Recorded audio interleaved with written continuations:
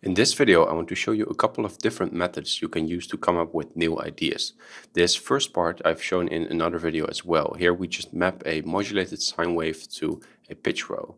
We can beautifully show this sine and the resulting vector using the list plot function, which is just one of the many ways to visualize data in Opusmodus. You can check out the graph score in the Quick Start workspace for lots of different beautiful graph examples.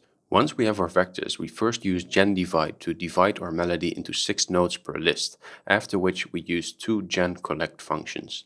The first one only takes the first 3 notes of the inputted list, while the second one stores the remaining 3 notes. And this is how we separate our vector into 2 melodic lines, which after some processing with random octaves, we combine again in a full list. For this we can use the gen_mix function. Finally, we just set our rhythms and some velocities, and we've got ourselves a pretty cool idea.